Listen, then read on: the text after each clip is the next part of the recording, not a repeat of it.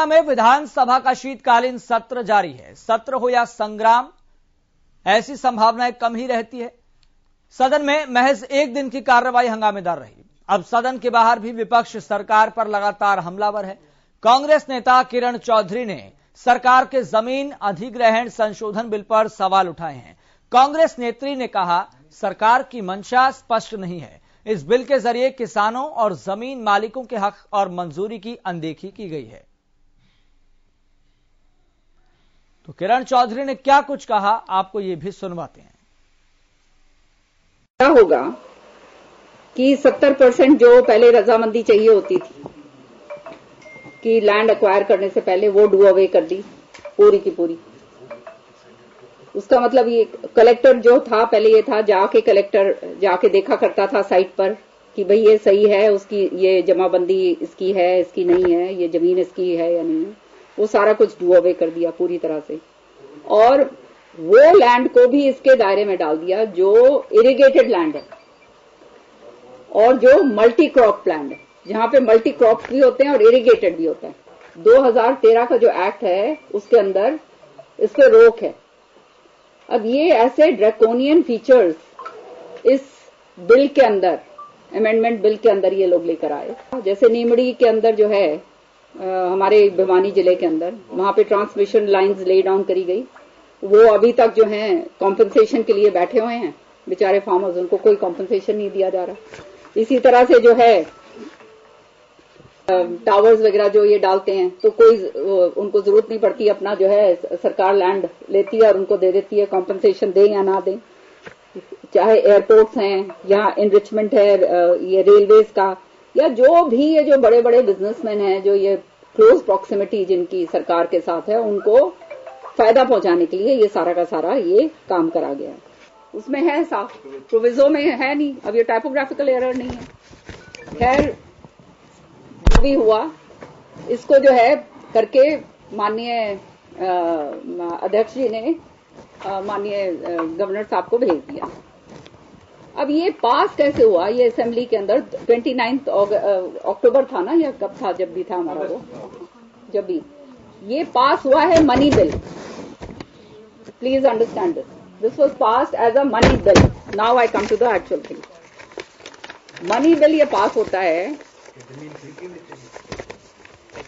तो वही आ गई ना बात, मनी बिल पास हुआ। अब उनको फिर पता चल गया कि ये तो बड़ा गलत हो गया कि भाई ये कैसे कर दिया। फिर से मेरे सोर्सेज से मुझे पता चला कि LR साहब ने ओपाइन करा कि भाई ये तो मनी बिल नहीं हो सकता, क्योंकि ये जो है शेड्यूल अंडर, ये जो है money certified by honourable speaker. अब गवर्नमेंट ने पूरा यू टर्न कर दिया जब ओपिनियन आ गया कि ये मनी बिल नहीं है, क्योंकि ये this is relatable to entry 18 of the state list and entry 42 of the concurrent list. So इसको जो है आप विधानसभा में लेकर आएंगे, तो हमने कहा था कि हम चर्चा करो या इसको कमेटी में, सिलेक्ट कमेटी में भेजो। तो विधानसभा में लेके आएंगे तो इन्हें मालूम है कि हंगामा मचेगा, तो इसलिए विधानसभा में दोबारा से लेके नहीं आना चाहते। और असलियत के अंदर ये बिल अगर पास होता है तो it is one of the most क्या कहते हैं, this is a bill which goes against the farmer, against anyone with land holdings, against anyone who is a tenant of the land holdings. So ये bill को या तो in the same spirit जैसे केंद्र ने विड्रॉ करा, अब जब हम इसको एसेंट अभी नहीं मिली है, ये तो अच्छी बात है कि अभी नहीं मिली है और सरकार को ये अच्छा मौका मिला है ये जो है इसके ऊपर दोबारा से थिंकिंग करने का कि भाई जब केंद्र ने 3 काले कानून विड्रॉ कर दिए, तो ये चौथा काला कानून जो हरियाणा सरकार ने इनैक्ट करा था, जो 2013 का बिनोवलेंट एक्ट को अमेंड करा था। बिनोवलेंट मतलब अच्छा एक्ट, जो एक्ट पूरा का पूरा बनाया था उसको अमेंड करके ये सारा कुछ लेकर आए थे।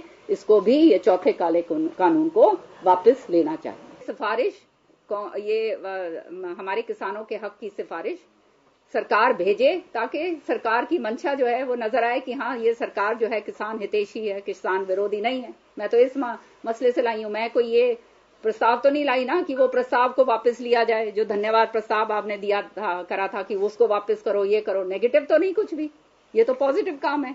और जब ये सरकार की खुद की इनके इलेक्शन मैनिफेस्टो का जो प्रॉमिस है कि C2 फॉर्मूला के मुताबिक जो स्वामीनाथन रिपोर्ट का जो है वो लागू करेंगे, और 2022 तक जो है किसान की आय दुगनी करेंगे, वो खाली इसी से हो सकती है, नहीं तो कैसे होगी। अब 2022 तो आ गई, 5 दिन भी नहीं रहे, है ना। और फिर अब जो लागत है वो इतनी महंगी हो गई है, डीजल महंगा हो गया, पेट्रोल महंगा हो गया, ये बीज महंगे हो गए, खाद यूरिया मिलता नहीं है, जो उपज होती है उसकी एमएसपी नहीं मिलती, उसके धक्के खाने पड़ते हैं।